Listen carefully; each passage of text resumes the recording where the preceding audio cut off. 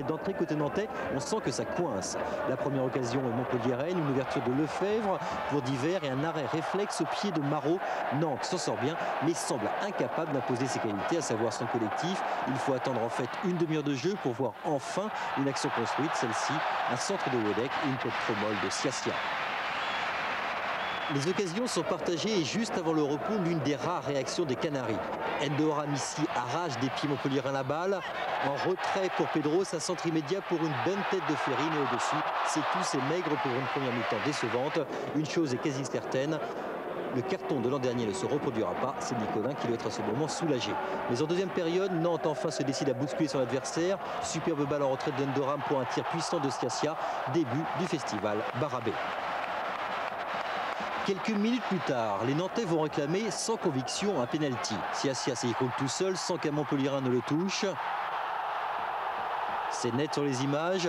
Montpellier se contente désormais de défendre et le plus souvent se dégage comme il le peut. Dans la foulée, Nantes est encore dangereux avec Pedro et Wedek. Barabé détourne et puis c'est au tour de Tétis de sauver. Le pressing nantais ne durera qu'un quart d'heure. Avec entre autres ce coup franc de Lima bien arrêté par Barabé. Jouant très regroupé, Montpellier ne laisse que peu d'espace aux attaquants nantais.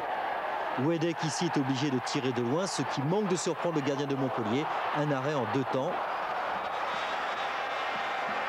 La fin de la bonne période nantaise quelques instants plus tard. Une longue ouverture à destination de Endoram. Y a-t-il faute du Tchadien sur Blanc? Monsieur Dependis laisse jouer. Endoram en retrait pour Lima. Et nouveau réflexe de Barabé. Dans les secondes qui suivent, Montpellier aurait pu réussir le hold-up parfait, mais Sanchez échoue devant Marot. Score final 0-0 et grosse déception nantaise. C'est pas facile de faire le jeu comme ça à la maison, devant une équipe qui se retrouve à 10 devant ses 18 mètres en quelque sorte. C'est une chose qu'on ne maîtrise pas bien encore, dont on n'avait pas l'habitude de rencontrer à Nantes. Ce soir c'est fait et il s'en tire avec un 0-0 et c'est sûr que si on avait marqué, peut-être que ça aurait changé la physionomie du match.